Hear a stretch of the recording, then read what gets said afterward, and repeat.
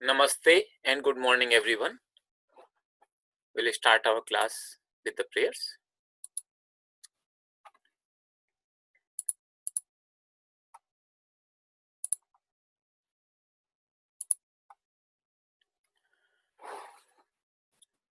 Om Gurur Brahma Gurur Vishnu Gurur Devo Maheshwaraha Guru Sakshat Parabrahma Tasmai Shri Gurave Namaha Om Sahana Vavatu Sahanau Bhunaktu Saha Viryam Karvavahai Tejasvinavadhitamastu Ma Vidvishavahai Om Shanti Shanti Shanti. Now 3 times Mahamrutyunjaya mantra for everyone, praying for everyone who is in the suffering. Om Trayambakam Yajamahe Sugandhim Pushtivardhanam Urvarukam Eva Bandhanan Mrutyurmukshiyamamrutat. Om Trayambakam Yajamahe Sugandhim Pushtivardhanam Urvarukam Eva Bandhanan Mrutyurmukshiyamamrutat. Om Trayambakam Yajamahe Sugandhim Pushtivardhanam Urvarukam Eva Bandhanan Mrutyurmukshiyamamrutat. Om Shanti Shanti Shanti.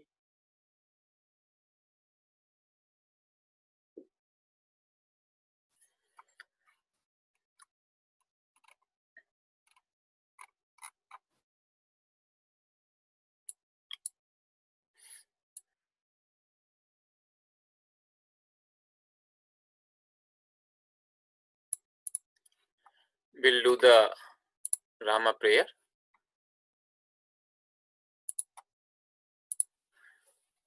And I will chant one line and you repeat after me. Ramo Rajamanihi Sada Vijayate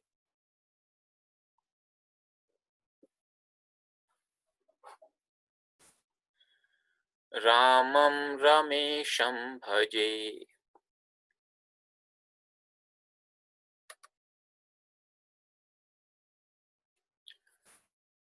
Ramena Bhihata Nishachara Chamu Ramaya Tasmai Namaha.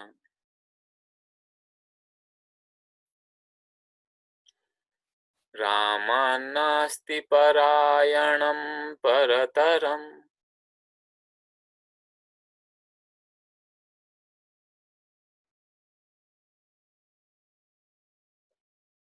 Ramasya Dasosmyaham.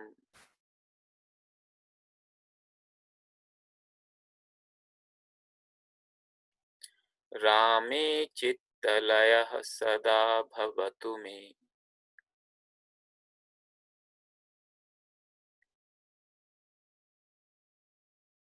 Bho Rama Mamuddhara.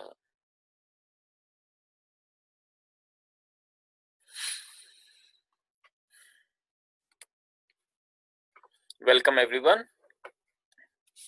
We are having our concluding class, the last class of this course, Sanskrit Course for Beginners. We have come a long way from the time we started 5 weeks ago. And the way this course started, I told you that story in the first class, that first there was a plan to have this class just locally in Homestead Ashram. There were some Kriyavans locally who were interested. Group of less than 20 for sure. And I was quite willing to have a physical classroom kind of class. And then because of coronavirus crisis, it wasn't possible to have the physical class. They suggested online. And in online class, then of course there is no limit for a location. So we opened it globally. There was a tremendous interest. About 700 people registered for the class. And we decided on this content for a 5-week course. First, we were thinking to have it every day, 6 days a week. And then soon it was very apparent that it would be too much. And we changed it to 3 days a week. Even then, I know some of you are finding it a little bit too much. But for most of you, or many of you at least, I know that you are quite up to the course in terms of exercise and the learning, and you are really enjoying the space. For those who are a little bit behind, it's really not a matter to worry, because there is all the class recordings and the other material which we are posting, on the repository. So it's all available there. So when this class started, it was my first time I wanted to have, I had to have this online class. So I really did not know how will it go, how the interaction with the participants will happen, how many will stay till the end, how sincere, what kind of profile they would be having. Some would have the knowledge of some Sanskrit, some would have no knowledge whatsoever of the script or Sanskrit. Physical interaction would be impossible. Even through the chat, only a limited interaction would be possible. So once I realized the scope and the number of participants and being it online class, I understood that the work which I have to put in would be much more than I would actually have to put in for a physical classroom class. So I requested here one Yogacharya Amit Baba from Seattle, that Baba, can you take the class notes and then prepare in such a manner that it would be useful for everybody, and then we can post those class notes onto our repository. And he graciously agreed. Amit Baba, just to let you know, he is a gold medalist from one of the top universities of India. And in his student days, he was quite famous for taking very, very detailed and very meticulous notes, to the extent that many students in the class were relying on his notes. And they were giving, at that time, the photocopy was not so easy and cheap. So they were giving him the carbon paper to put under his notes so that multiple copies could be prepared. So, and his structure and the details in the notes, they are just amazing. So Amit Baba graciously agreed. And of course, there is a difference between preparing the notes for oneself and preparing the notes for the whole class. I know he has to work many extra hours in order to put those class notes in the shape for the whole class. So we have these class notes ready, and this is such a wonderful resource. I'm not sure how many of you are taking advantage of it. But yesterday I received a call from one of the participants, in the class. And he told me, Baba, first time I'm looking at the class notes. I have not looked at it yet. And these are such a wonderful resource that I was able to revise 4 classes in just a couple of hours. So this is something that you have attended. If you have already attended the classes, you really don't have to watch the video again, the whole video, even though it's there. You can just go through those class notes. and you will get pretty much everything, and sometimes a little bit better structured in the class notes. And sometimes when I'm realizing that I have not made a particular point very clear in the class, or there was some mistake, I'm rectifying that in the class notes. So, but please understand, these class notes are from the perspective of Amit Baba, who is also a student of this class, not from the perspective of the teacher as me. I have taken the care here to make sure that all the details regarding the Sanskrit part is correct. But because it's the it is from the perspective of a student in the class, it has some interesting tidbits here and there. I hope you would enjoy those. So please take advantage of these class notes.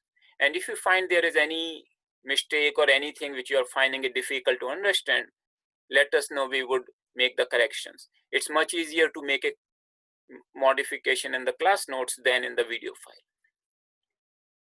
Then after this online classes were decided, I actually realized that because physical interaction won't be possible and there are so many students, how do we make sure that we are able to get to you? So I requested Brahmachari Ben Baba here. And earlier it seemed like there would be a class for 500 plus students. And I requested him, we'll create this email address. Can you please check all the emails which would be coming? Of course, it would be a daunting task to check the emails from 500. So we decided that we'll focus on the questions first, and then we'll see whatever time permits us to check the exercise submission and respond to those emails accordingly. So Ben Baba has been a great help, very important contribution for this class. He checked those thousands of emails which are coming from you, all of you, and he responded to some, and whatever the questions were meant for, which would be beneficial for the whole class, he identified those and then forwarded to me so that I can discuss. So the questions which you found me earlier discussing in the class notes, Ben Baba segregated those emails and then forwarded those to me. So please keep sending those questions, but very important contribution from Ben Baba to make this class very effective. And he is also a student, of course, of the class also. Then Swami Tapasyananji, he helped me to put together some exercise solutions in a very beautiful format. So some of the Sandhi solutions which you saw here, which are really detailed, for example, here. And he actually makes sure that he is putting the Visarga Sandhi type, both in Devanagari and in transliteration, and giving also Gita reference. So this is a very valuable resource, all the exercises and solutions. You will not, I'm very good in searching for the resources on the web, and Sanskrit has a lot of resources, but I have not found such kind of structured exercises along with the solutions. So very important and very valuable resource for you. Now, despite all this help, you would be quite surprised to know that I had to put in at least 6 to 8 times number of hours what I would do for the physical class. So on my part, it has been a very, very intense experience to take this online class. But ultimately, as we are concluding, I'm quite happy looking at the way this class has gone, looking at your enthusiasm. And I know that in physical class, most of you would feel more comfortable. And in online, there's a little bit of more responsibility on your side also to learn. So from that perspective, I really appreciate all of you. It has been an amazing thing to see so much enthusiasm. I receive a lot of emails, some people call also, to see so much enthusiasm in all of you to learn this divine language. And please continue to do so. We'll have this material available. Except the class videos, which I will not be editing. Maybe there's one file which got disturbed, video 5. I may redo it later on. But other class notes and other study material, I may modify depending upon if some of you report. So whenever you work on it, just make sure that you, after a week or 10 days, just download the latest class notes and other study material. These files are really small, so they will not be very heavy on your bandwidth. So all this material, and I was also checking actually some of the university courses in USA, and whatever I actually could figure out, that whatever we have covered in these last 5 weeks in our course for beginners, if you were to join a university here and register, enrolled in a proper Sanskrit course in a university in USA, it would have taken 8 to 10 weeks for you to cover this much detail. And I'm sure that they will not prepare the class notes for you, and they will not prepare these detailed exercises for you. So from all that perspective, actually, I'm quite satisfied the way this class has come so far. And it has turned out to be a great repository for all the things which we have done. So please continue to keep up. You can, those of you who are behind on exercises, continue to solve those exercises. Send us the questions. We will still keep that email open. We'll keep responding to those questions. Now I would also have a little bit more time to respond to some questions on email. Plus, as I told you earlier, I would be taking a class on May 11th. That is 10 days from now, Monday, same time, 9 o'clock Eastern time. Monday 11th. So that would be an extra class just for questions and answers. If you send the questions beforehand in the email, I'll take those questions and discuss those questions in the class. Of course, you will also have the opportunity at that time itself to ask the questions in the chat window. So, and as I told you, that when you are sending these solutions, exercise solutions, make sure that you please check first what the solution is, so that you know where you make the mistake, whether it's simply a spelling mistake, whether it's a conceptual mistake. And if you have any questions that how did the solution come about, which I could not get to on my own, then you can ask some questions which will really help you, instead of simply submitting the exercise and be telling you that these are the spelling mistakes and other things. So please check the solutions, and then you can send the questions to us. That will help you learn better. So today, my plan is to show you a few things, and then we wrap up the coursework. So one thing which I have actually put together in the other study material is useful links here.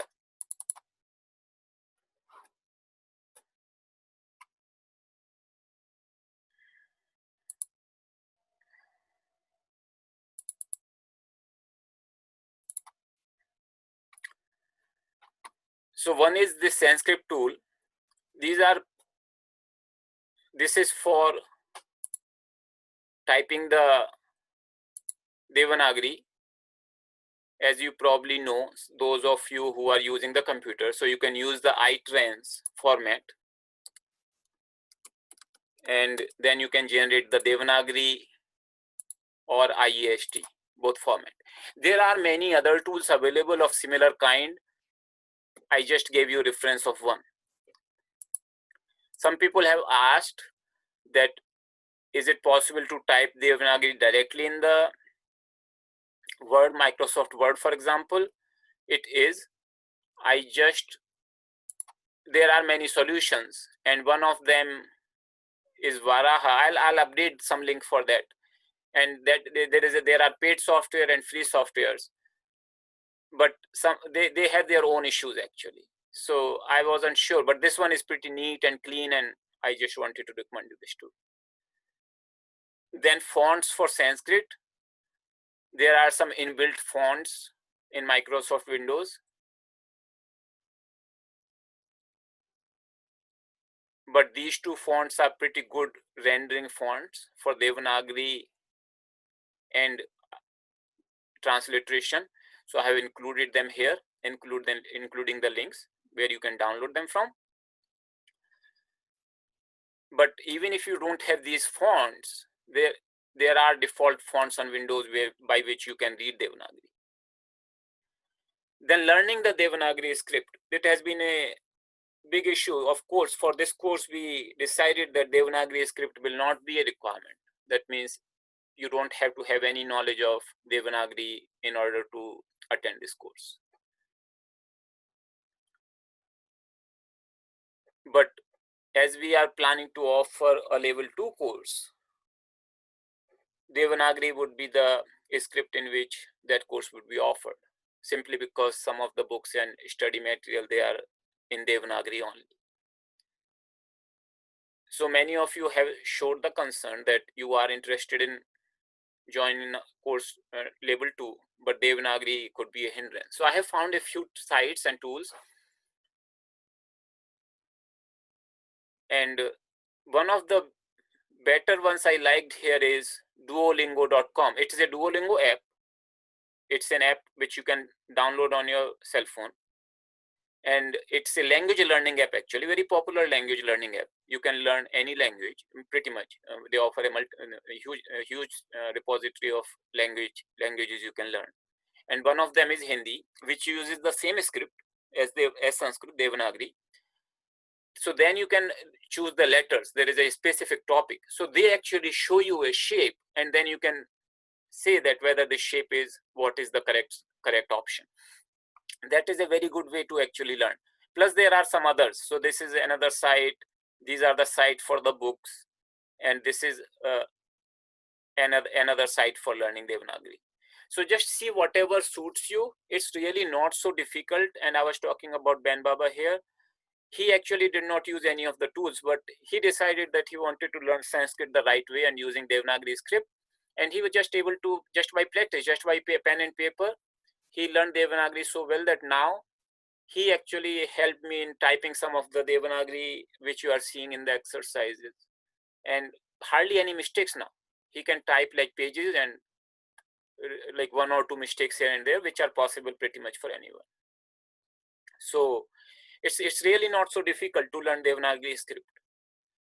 And if you were to join here a course on Sanskrit in any university here, they will teach you in Devanagari. They will not teach you in transliteration. Some of them would assume that that would be something that you would learn on your own. They will not even help you in learning Devanagari much. So this is the Devanagari script. If you are interested, you can learn using it. And remember, our primary requirement is to read for level 2 course, not to write, because for writing you can use computer. So you can learn Devanagari script from these tools. Then there is another site which I showed you, which I put here for learning Sanskrit letters pronunciation. So please use this site if you are not sure how to pronounce these letters. Then there are certain sites which are for learning Sanskrit. So like more resources. So if you want to go deeper, you can learn from these websites more concepts.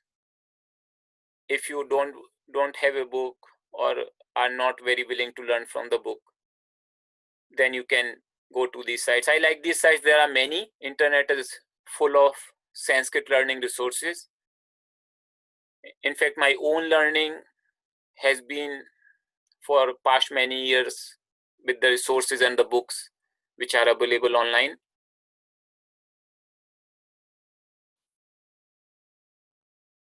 One of the sites I want to take you, and that is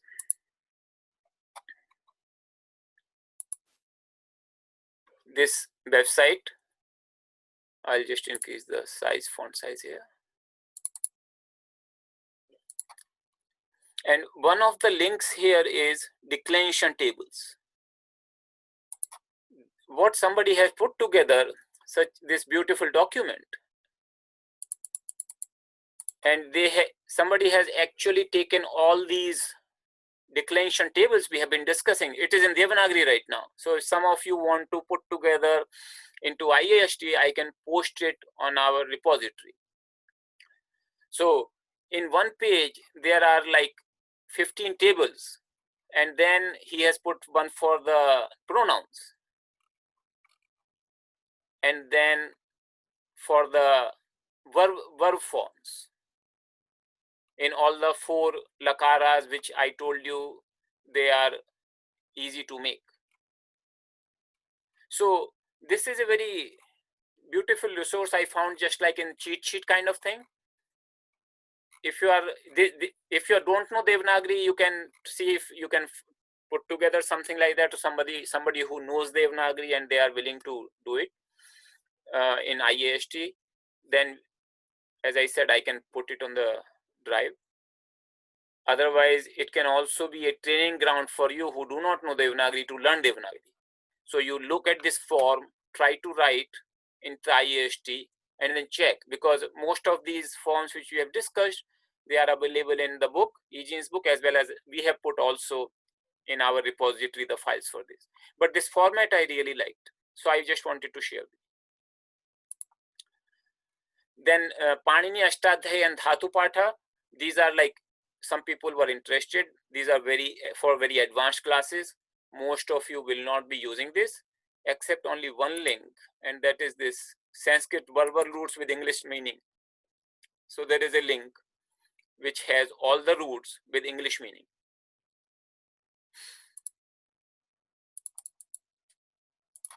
So, and they are sorted in the alphabetical order, English alphabetical order actually. And anytime you want to know what is the meaning of a root, just simply, because sometimes looking in the dictionary is a bit cumbersome, I'll cover how to check dictionary in this class, but these are the roots actually. So this is a nice link for checking all the roots. So this has all the roots actually. Then dictionary. So dictionary in Sanskrit is quite a task actually. It's not so straightforward as you would have the dictionary in English, for example. Just to see the dictionary of Sanskrit and look at a page, it's a little bit terrifying, I should say. It's just the size of the dictionary is so huge, and the details are so many. The font size they use is so small. It's not very easy. And I told you that you do not see those words in dictionary what you find in the text. So that is another problem. So if you say gacchati in the text, you will not find the entry for gacchati. You will find entry for gum, which is the root. So in order to see dictionary, you have to have certain grammar background for yourself. And then similarly in the nouns, you do not see the, say for example, Ramasya, the genitive singular. You will not see the entry for Ramasya. You will see the entry for Rama, for example. So I have put together these 3 websites for checking Sanskrit dictionary. I'll just show you that how does it work. This Sanskrit website, dictionary website, is the most comprehensive one I have found. When I say most comprehensive, so it supports all the 3 formats which we discussed: IAST, iTrans, Devanagari. So let's say iTrans. It's easy to type. And if I say word gum, and always put in the quote marks, because it otherwise search as everything in the. So gum is the root we search for. So if you search for gum, so first it shows you that it is a root from Panini Dhatu Patha, and it tells you the meaning, and it tells you the page on which this root is found in the dictionary. It also tells you the class. I told you, remember, roots are divided into 10 classes. So it tells you class 1.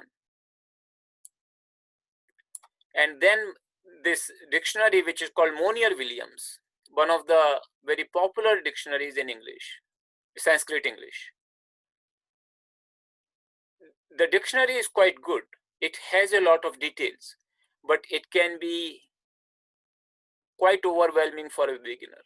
So just see on your own thing that so this is the what he has done for the gum entry, as you can see. So many things he has given. So he is starting in Vedic. How is it used? So the form is gamati. We are not concerned about that, but I'm just telling you that so many details are there. He says that class 1 parasmaipadi root.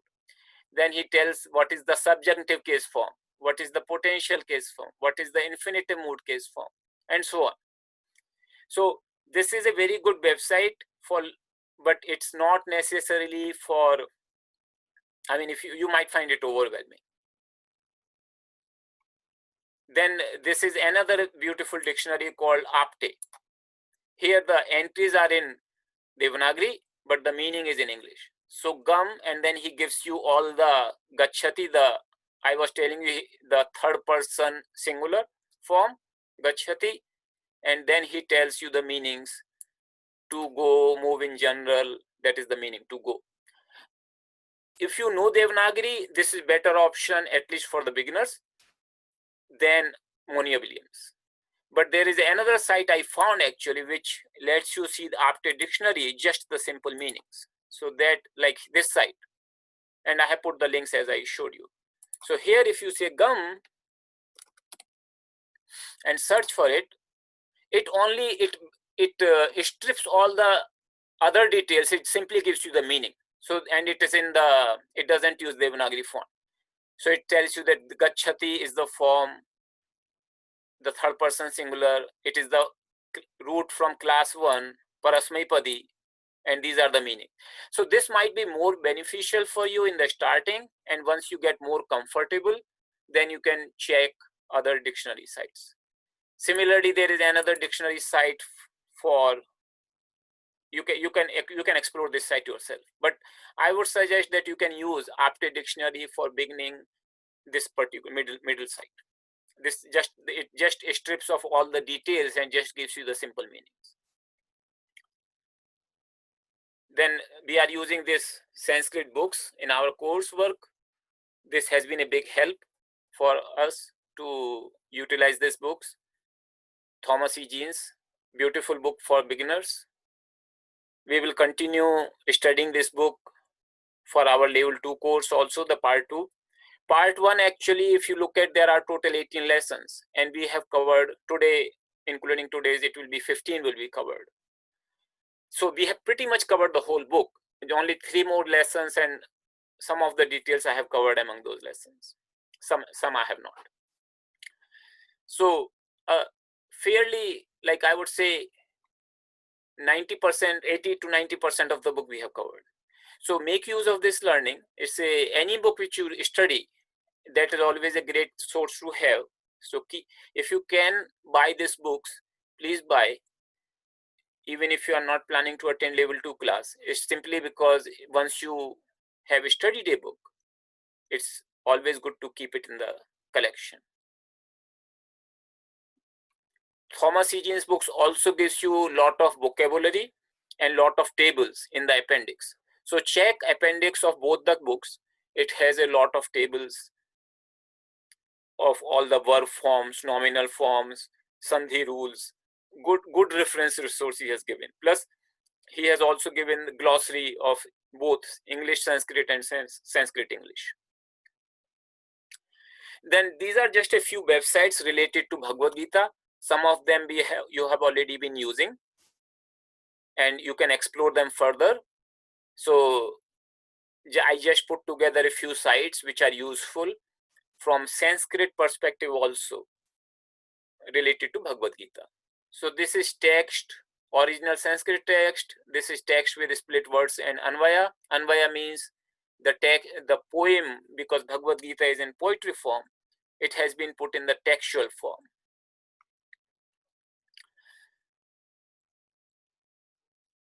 Word meanings in a list form. Then this site has the Gita audio, translations and multiple commentaries. And all these sites can be viewed in any script, Devanagari or transliteration. Then this particular site, as you know, Gita grammatical analysis, we have used this site a few times in our exercise. Very valuable resource for learning Bhagavad Gita from a grammar and Sanskrit grammar perspective. Then there are certain sites which allow you to generate and analyze the various Sanskrit structures, including verbal and nominal forms. So if you go here, this is a website from somebody in France. So there is a reference manual for learning how to use the various facility. You can study that and see how can you learn. But I just want to quickly show you that there are some tools which are really neat here. So Sanskrit linguistic resource page. And it's a lot of computer kind of background which he actually talks about.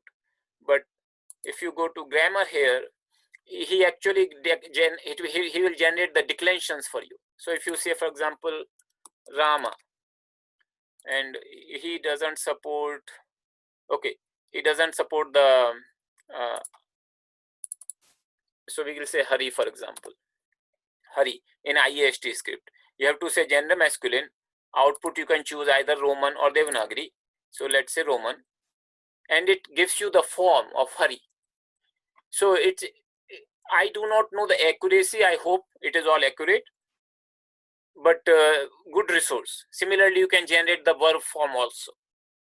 So, and there are other tools like related to Sandhi, related to reader, lot of good tools on this website.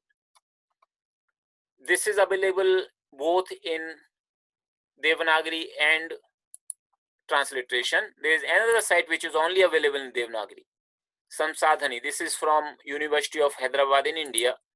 They have done some wonderful job. Lot of PhD they do in Sanskrit, and they create these kind of resources whereby you can analyze a particular form. They can generate the noun, verb forms, and some other things. So those who are comfortable in Devanagari, because this site is only Devanagari, supports Devanagari, you can also see this site.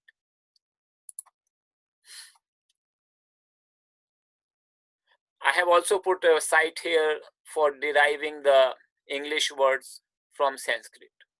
So I told you that Sanskrit, English, and most of the European languages, they belong to one family called Indo-European languages. And Sanskrit, some scholars believe that there was another language precursor to Sanskrit and all these languages. Some people believe that Sanskrit is the language from which all these other languages have evolved. Whatever the thing is, you will find a lot of similarity between Sanskrit words and the words in European languages. And somebody has compiled that how they are derived from Sanskrit origin. So just put together two websites for you. If you are interested, you can learn, you can read these things.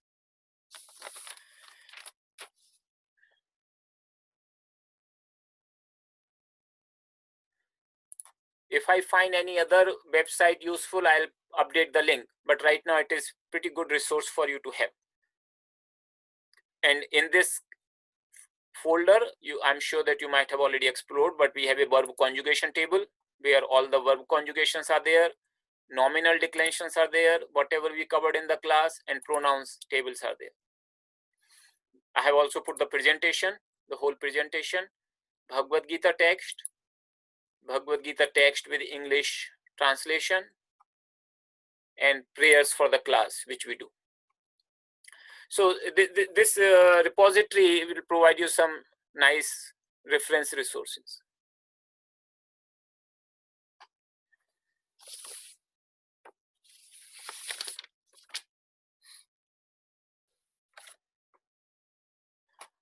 Many of you have sent the questions or comments. Let me just read them to make sure that.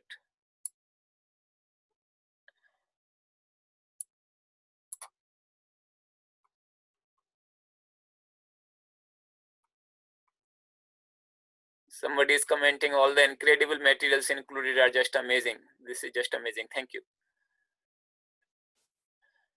If one would like to learn to write Devanagari, is it written on lines like in the Roman alphabet? Yes, but Devanagari has a top line, and you have to see actually. And I have provided these resources, they will help you. There are a lot of YouTube videos, lot of resources on Devanagari learning, but I found a few useful which I have included here.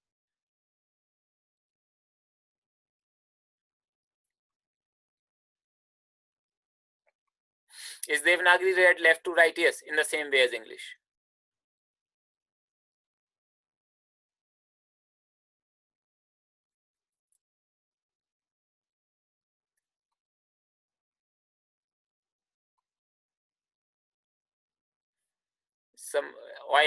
One comment from someone: I already downloaded and printed all the class notes immediately after the course. Are there many changes, corrections made after the course? Do I have to print it again? There are not many, just a few minor. If we are, for example, yesterday when this person called, one sentence was not very clearly worded, so we worded that clearly just to, so that it was the one word was missing, because of which it was not giving the correct meaning. So I changed it. So in that sense, if whenever I come across any mistake brought by you, then I would make the corrections. There won't be many, but I would suggest you can download and read them, but for printing, wait maybe for a week to 10 days. I hope in that time period, if any of you bring up any mistakes to my attention, we'll correct them.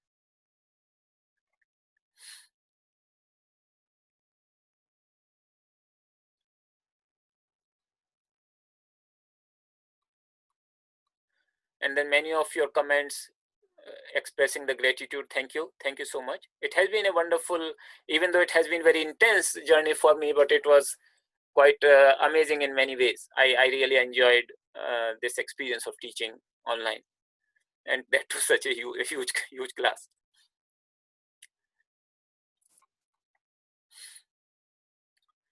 Okay, some of you are asking the information about donation. So what I'll do, I'll send out an email after the class. I'll I'll put a survey, so that there is a after the class survey feedback, so you can provide your feedback, and I'll also include a donation link in that email. And one person who actually has also contributed very importantly, and I forgot to mention his name earlier, but the class videos. So you see all these video recordings in the repository. So we have Matt Baba here, who has edited all these videos and put together here, so that you don't have to go through those silent portions and wait for 15 minutes for those exercises. He has cut those. So very important work, because of which you have all these videos available here in the repository. So earlier I had forgotten to mention his name, but his contribution has been very important for making this course very effective, this class video folder.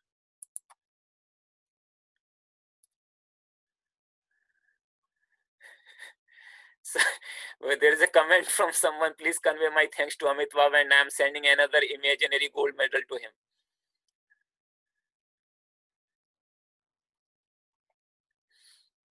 So thank you for all your appreciative comments.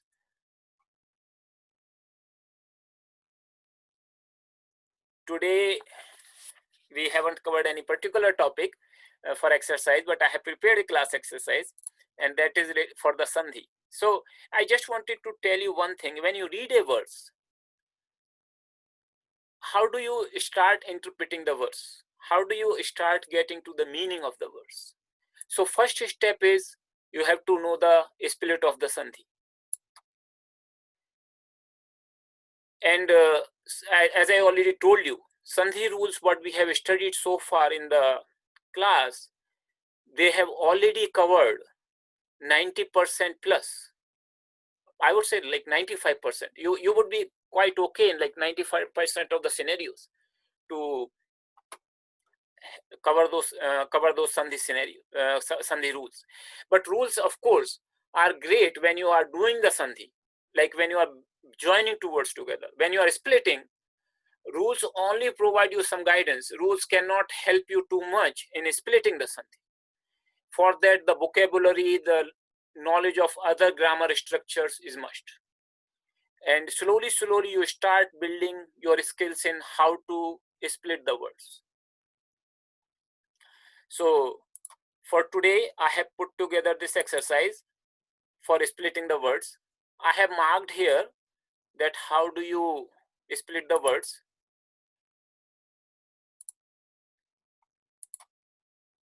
And I would suggest that you do this exercise for the now. We will meet maybe after 10 minutes.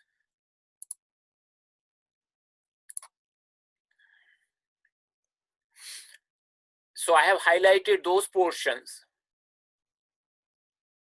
where the sandhi is taking place and you have to do the split. These are relatively easy cases. We'll discuss it after the class, the solution, but try to do it on your own and get into the, so I'm preparing a sort of document for you that how can you continue your studies after this course. Of course, those who are planning to take level 2 course, they will have the opportunity. Those who may not be able to, they can still continue their studies. And first step is you read the verse in Devanagari, only Devanagari, and try to write it yourself. So do like one verse a day. Take a chapter of Gita's, first chapter say, or second chapter. You have all the files. Read one verse. Whatever you understand, just try to do transliteration yourself. That will help you to learn Devanagari quickly. And then you match with the transliteration of the text and see where you made the mistake. Next step is do the sandhi, split yourself. And then again check back. Remember, I showed you all the resources. So you have the splits of all the Gita verses. Check again that where the mistakes are. And then see which rules did you apply. And then I'll show you further after the break that how to further analyze the verse. So there is a methodology. How do you go about analyzing a verse? How do you try to understand a verse in Sanskrit? So we'll discuss that part after the class. So it's 9:48. We'll gather again in 10 minutes. I'm turning off my audio for now. Thank you. So I hope that many of you got it correctly. So this Sanjay Uvacha,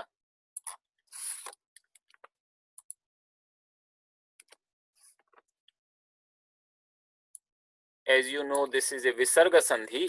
It is Sanjayah plus Uvacha.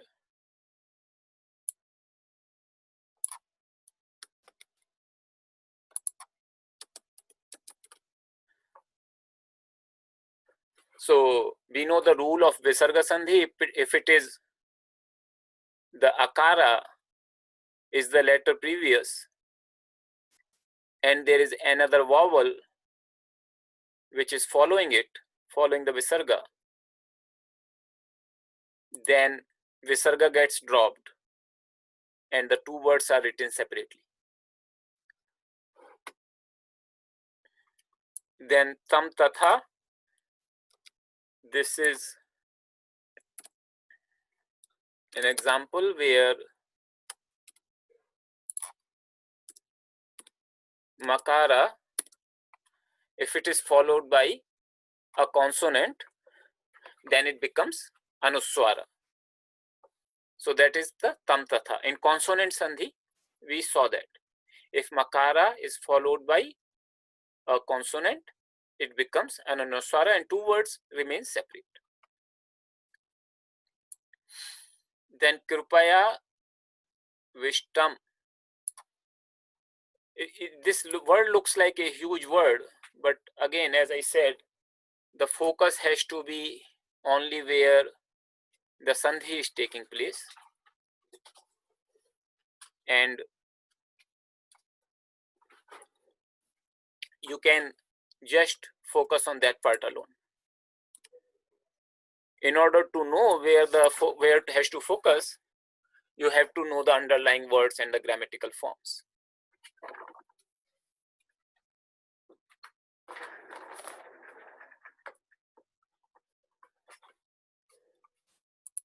So here is Krupaya Avishtam. So the word here is actually Krupaya Avishtam. Then Ashrupurna. Here actually the word is Ashrupurna plus. So Akara plus, here Akara plus Akara becomes Akara. That is the Dirgha Sandhi in vowel, if you remember. And here it is Akara, Shorta, Ashrupurna, Akula, and this one becomes Akara plus Ikara becomes Ekara. So that's how it becomes. Krupaya Avishtam Ashrupurna Akula Ikshanam. This looks like a very long and very complicated word, but once you understand the Sandhi rules, it becomes quite easy to understand. So that's how the Sandhi is. So if you remember, this Sandhi was Dirgha Sandhi. I'll just show you the chart quickly, so that just to jog your memory.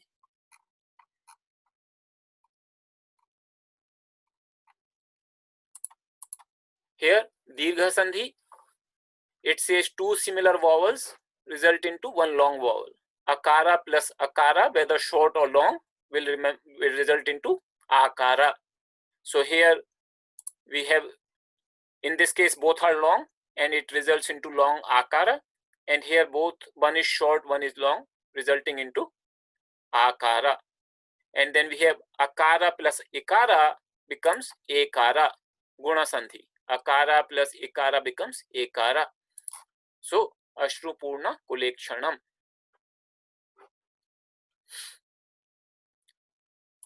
Then this one,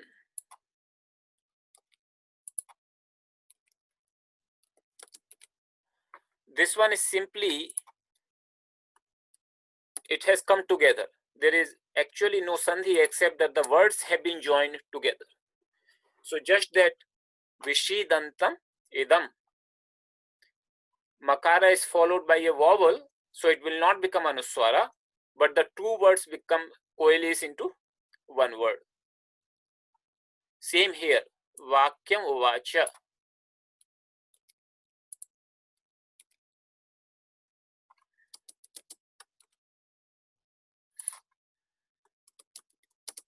Vakyam Uvacha.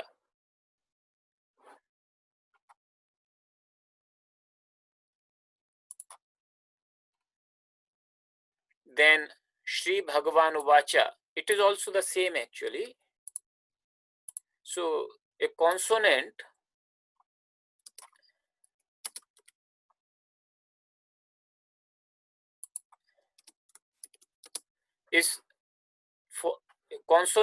is followed by a vowel.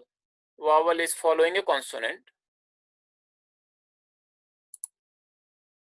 Then they become, so sometimes there is a change in the consonant and sometimes there is no change and they come together, become one word. Kashmalam Idam. This one is the same as Vakyam Vavacha.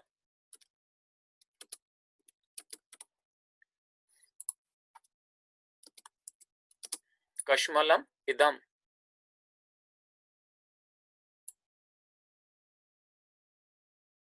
This all, now look at, this is one word, looks very daunting. If you are just looking at, you do not know how to make any sense out of it. But once you understand that there is a Sandhi actually in place, then it starts making a lot of sense and it starts looking easier. So here, Anarya Jushtam, Makara plus Akara, they no change, but the words come together. Same here, Aswargyam. You see, now the words, once you have Sandhi split, you start seeing that actually same sandhi is here. So just because of this simple sandhi, it all became as one word. But the sandhi is all these places, it's the same sandhi and pretty simple. Now the words look much better, and you can see aswargyam, akirtikaram. They look like the accusative singular, which is what it is, accusative singular.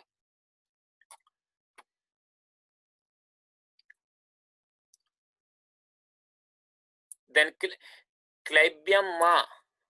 So this is the sandhi we already discussed. As you see, the same kind of sandhi rules are repeated many times.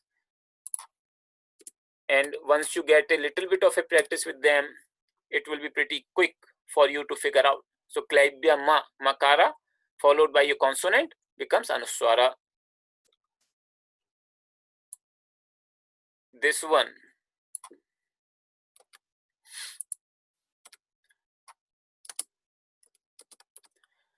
So here, I, nai tat. So this is actually nakara plus etat. So if you remember, akara plus ekara from our vowel table, it becomes vruddhi sandhi. Akara plus ekara becomes aikara. Akara plus ekara becomes aikara. Naitat. It becomes naitat. This is actually just two words coming together, and there is technically no sandhi, but they become together. They be coalesced together. So etat twai. And here, this one is that famous yan sandhi, which some of you found it difficult. So ekara becomes yakara when it is followed by a vowel. So twai plus upapadyate. So now you see the word starts looking so easy. Na etat twai upapadyate. Similarly here, when you see anuswara, it becomes just, it is followed by a consonant, so it's a makara actually. This also is makara. Here tyaktottishtha. This one is again a guna sandhi.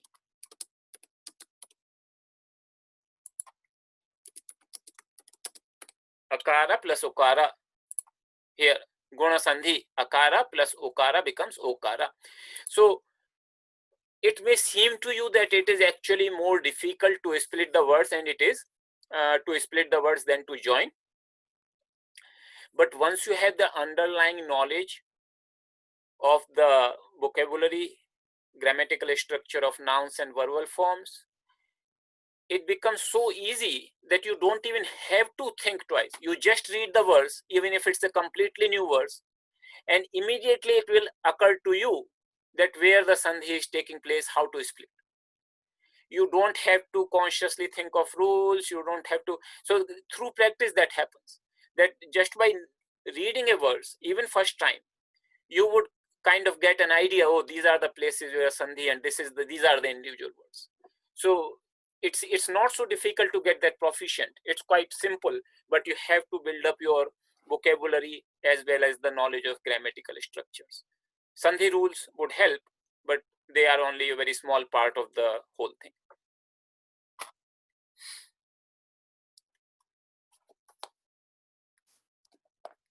Now I told you a little bit about the word order in one of the class. So the word order in Sanskrit is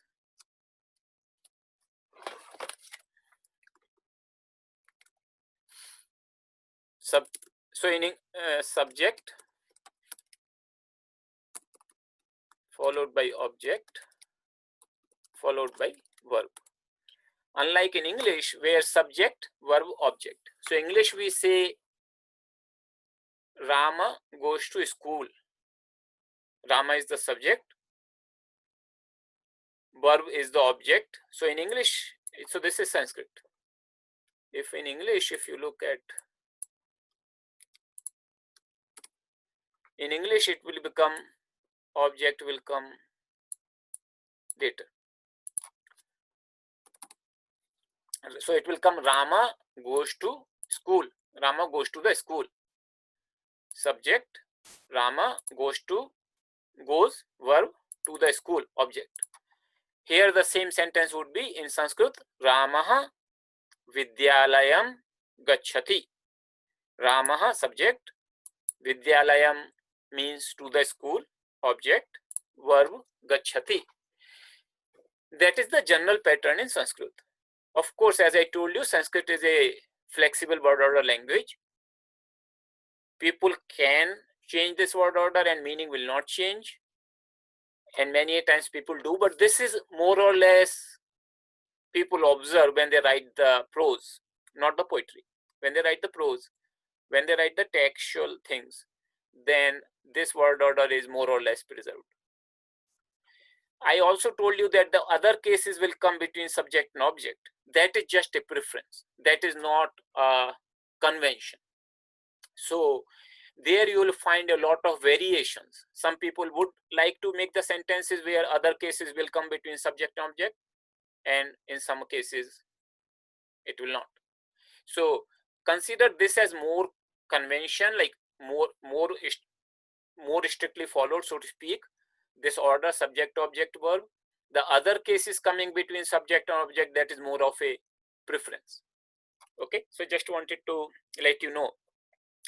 In Sanskrit, somehow, because most of the literature has been in the poetry, there has never been a huge attention paid to the word order of syntax, what we call in English the syntax, that how the words are placed after each other. That has never been a huge concern in Sanskrit. There, I told you, there are some words, particularly in declinables, where that matters. But most of the times when we are dealing with the nominals and the verbal forms, that doesn't matter so much. But this is still the generally observed. And those of you who know Hindi, or probably other Indian languages also, I'm not sure, but Hindi word order is very similar to Sanskrit word order. So if you know any of the, you can easily guess what the Sanskrit word order would be. You can just try to frame how will you say that sentence in Hindi. I guess other Indian languages would probably have the same syntax, and then accordingly you can make the Sanskrit sentence. There is one exception here to the free word order, even among nominals and verbal, and that is sixth case, genitive case.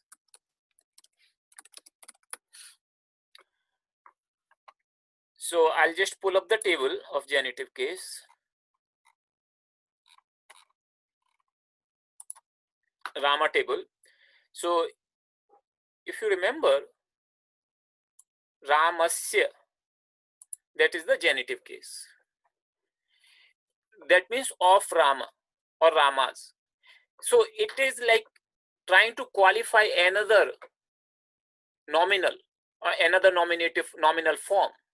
So Rama, what of Rama? Like if I say, for example, I am going to school, then that is a complete sentence. I'm going to the school. But if I say I'm off school, then something will come. What is off school? Like I'm going to the library of school, I'm going to the classroom. So sixth case always qualifies another case. Doesn't have to be the same nominal. It could be another nominal. So if I say I'm going to the school by vehicle, but if I say by Rama's vehicle. So if I say by Rama's vehicle, that is Ramasya, this form has to appear before that vehicle form, Ramasya Vahanena.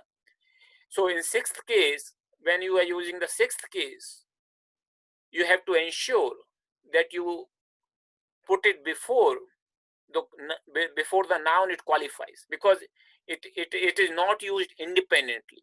Unlike other cases, which can be used independently, like they do not qualify another case, this one is to be used with, because it qualifies another case, that's why it has to be put before the case it qualifies.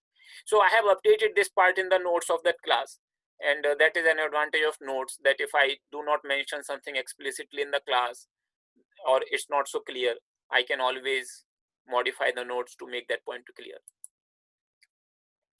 Now I was telling you about how to interpret the verse in Sanskrit. So first step is, so let's say this is the verse. first verse of Bhagavad Gita. Dhritarashtra uvacha dharma kshetre kurukshetre samaveta yuyutsavaha mamaka pandavaschaiva kimakuruvata sanjaya. How do I go about? So first thing is split the words. Sandhi, split the sandhi. So this is the list I have done, splitting the sandhi. Okay. Then next step is identify the nominal and verbal forms. So noun, when it is a noun, Dhritarashtra, what case it is? It is a nominative case. What number? Singular number. Gender, masculine. Base, Dhritarashtra. What is its meaning? It's a noun, proper noun. It's the name of a person. Like this, you basically create the table for all the words. So for the verb, ubacha, what is it? It's a past tense verb. We haven't studied this particular lakara, this tense, but just to let you know. Third person, singular, parasmaipadi, vach, means to speak. So it's a third person, singular, past tense. The root means to speak, means he spoke. Dhritarashtra spoke. That's what it would mean. So in Sanskrit, you will not find this word in dictionary, uvacha. You will find vach. And that's where the knowledge of grammar actually becomes very important in order to refer to a Sanskrit dictionary. There are some sites which actually put this form also, but they are more like user contribution sites. I'm not very sure about the accuracy of those sites. And some forms you might receive. If you go to that website which I showed you earlier that has a lot of Sanskrit resource, that has how do you parse? So this website here, it has some engines. It is all automatic, so most of the times it will be correct, sometimes it may not be correct. But there was this website.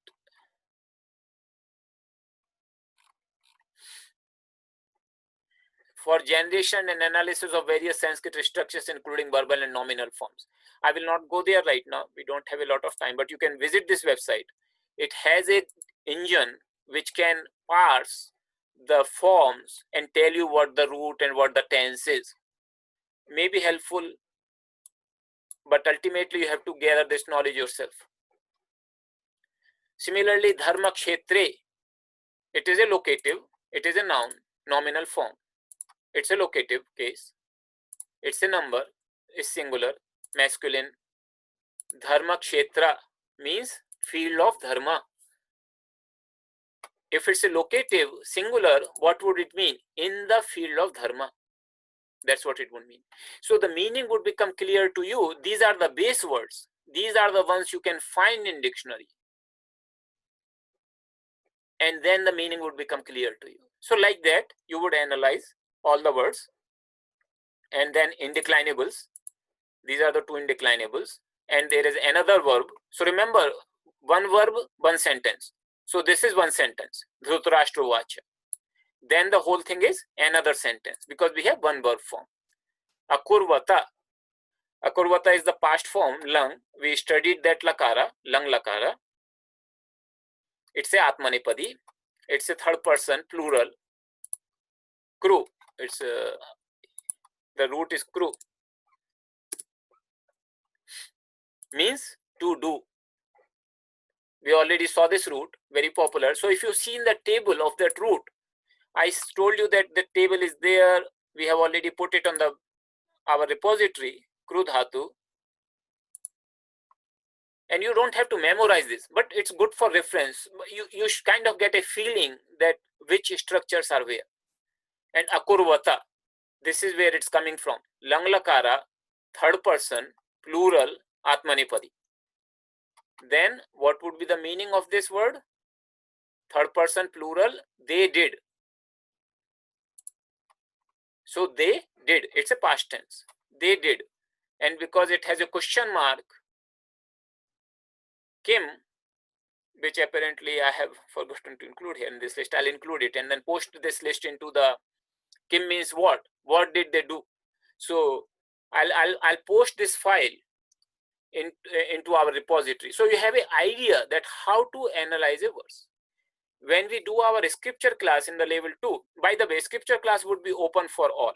So it's not just for level 2 students. For level 2 students, it would be a mandatory class. It's a part of the course.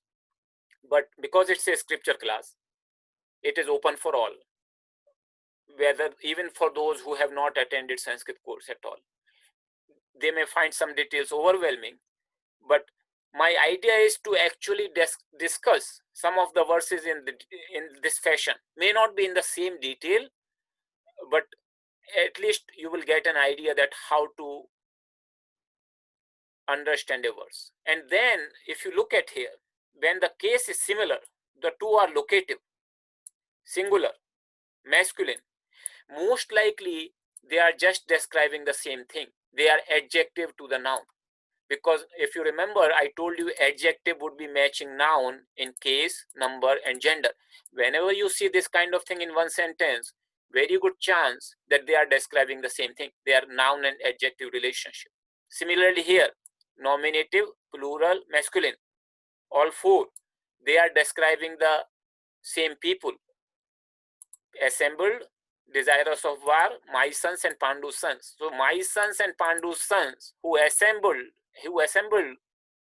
in the field of dharma, which is also the field of Kuru, who were desirous of war, what did they indeed do? That's what it would mean. So the meaning starts becoming so clear actually once you have this structure in place. And one website which I shared with you earlier, the Gita resource, the Gita grammatical analysis, it actually does that for every verse for you, the same kind of analysis, what I have done here. So you can try to do it first yourself, and then you can check it in this website, whether that analysis, to what extent is that correct. So just wanted to give you a feeling how to interpret a verse. I know that we aren't there yet that you can independently analyze a verse, but consider that this is just a beginner's course. This is a huge achievement that you are even able to follow a verse how it is actually analyzed. It's not a small thing. In India, if you talk to people who have studied Sanskrit for 4 years, they will not have an idea how to do this verse in this manner. I mean, on an average, of course, some of them would be bright enough to know, but on an average, you will find the students who have studied Sanskrit for 4 years will not know how to interpret this verse of Gita in this fashion actually. So this is the fact that you at least understand that those cases, and okay, you may not be able to produce the whole table right now, primarily because you may not have that much vocabulary and experience. But the idea that you can understand this, that itself is a huge thing, considering that we have this kind of output just after beginner's course.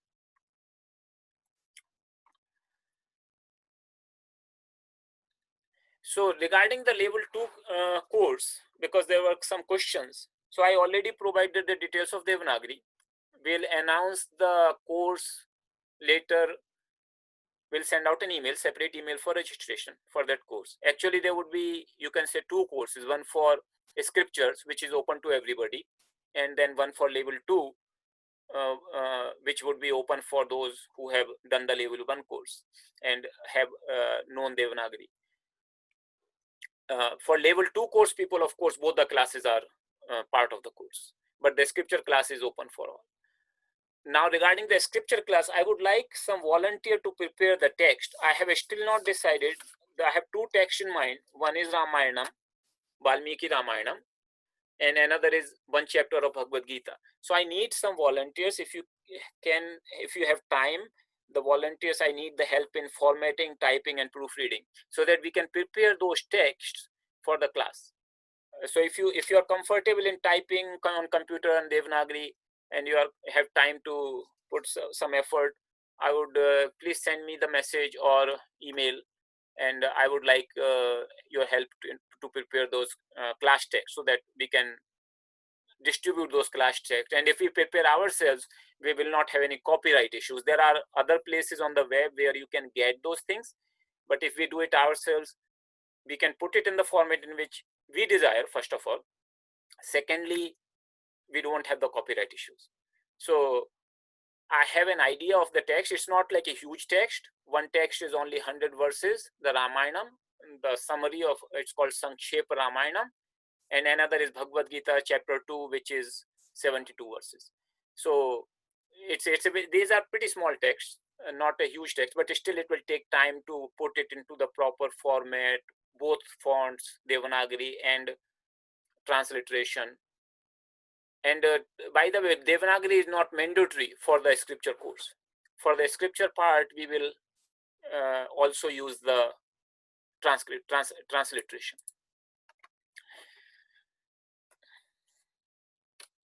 So there are a lot of things I thought I would share with you in Sanskrit, but always I feel that there are so many things to talk about, and we are then at the end of the class. But anyway, I'm very thankful to you. It has been a great journey for me for these last 5 weeks. It has been extremely busy. I have never had this kind of busyness for teaching a course.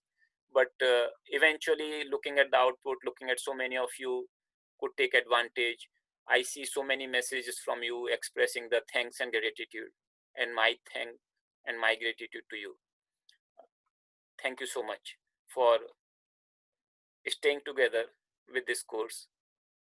It is a great thing that so many of you are interested, and I have received some phone calls, people expressing their sincere gratitude. Some of you are in 70s and you have so much enthusiasm for learning. It's just very touching for me to see.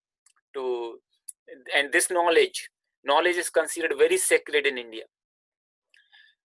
There is a verse in Bhagavad Gita, Nahi jnanena sadrusham pavitram iha vidyate. There is nothing as purifying as knowledge. Knowledge is the most purifying thing of anything. That verse refers to the self-knowledge. But in India, any knowledge is considered sacred, and particularly Sanskrit, because that is the language in which all the scriptures are written. It's considered especially sacred. If you go in India and people know that you know Sanskrit, it's not very practically useful. Like as I said, there is no community of people where you will go and you are required to speak Sanskrit. Unlike, say, for example, if I learn Portuguese, then I would be quite at home in Brazil. Sanskrit is considered very elite, actually. So if you know Sanskrit, that means you must have made an effort to learn that language. It will not just happen automatically. And it is considered a big thing, actually. And particularly if you are from the West and you know Sanskrit, people would look at you with wonder in India, with a wonder and respect, actually. So pretty amazing that you all have so much thirst for this knowledge of the divine language. I'm very happy to see that. Those of you who can join the level 2 course will see there. You can always attend the scripture class. We will discuss some aspects of Sanskrit grammar, and we will discuss the meanings, of course, and some commentary on those verses. The schedule and other things, as I said, I'll send it out later on whenever we decide on the date. If you have, those of you who have already sent the emails showing an interest in level 2 class, we'll make sure that your emails are included in the list when we send out. But if you have not sent your email yet, please send, indicating your name and the place where you are from, like, so that we know the time zone, and which 2 days would be beneficial for which 2 days would be more suitable for you. We'll try to take a sample that whatever the suitable for most number of people, will use our classes accordingly. So with this, we'll chant the closing prayers. And yes, we'll have this extra class on May 11th. So I'll see you all on hopefully May 11th, Monday. Try to solve all the exercises in the meantime and gather the questions. by the way, I forgot to discuss the class home exercise. So I have prepared a lot of home exercise for you because today is the last class. So you are not expected to submit tomorrow or something. Take your time, solve these exercises. This is for splitting the sandhi.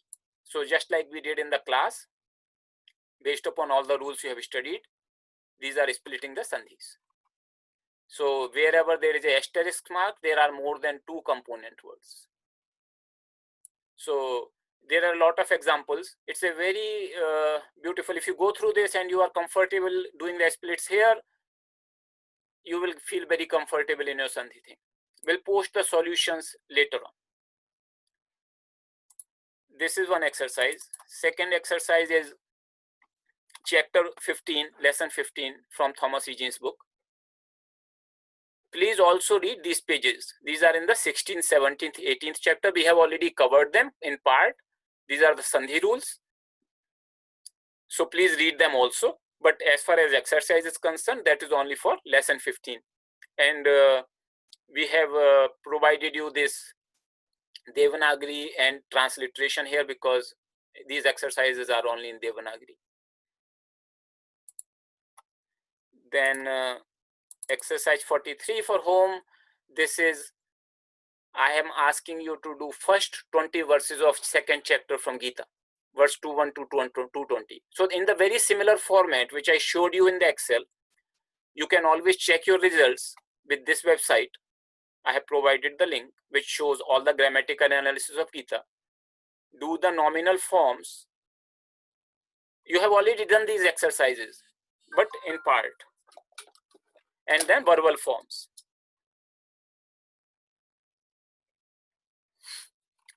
So you have already done these kind of exercise. I just want you to do it for 20 verses of Gita. It will take time.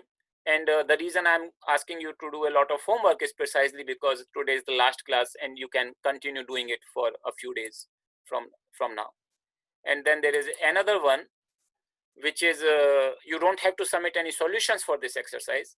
This is just for your practice and learning. So there is a link where I found a few more sentences for practicing. So just practice those.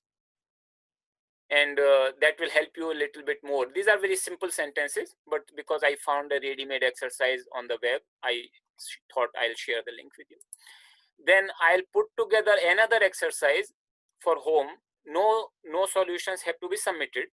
It is more for your continuing education. Like what steps do you need to take? I already discussed in the class, but I'll put that also together as an exercise so that you know what all steps you are to take. And keep sending your questions and exercise solutions to our email address. I'll gather all those questions, and in May 11th, when we have this extra class, I'll discuss all those questions with you. Class will happen at the same time, 9 o'clock US Eastern Time. We'll have the closing prayers.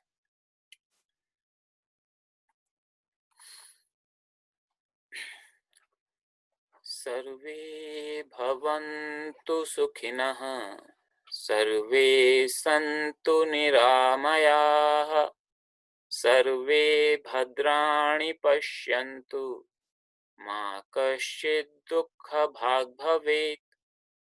Om Purnamadaha Purnamidam Purnat Purnamudachyate Purnasya Purnamadaya Purnameva Vashishyate. Om Shanti Shanti Shanti. Thank you, everybody.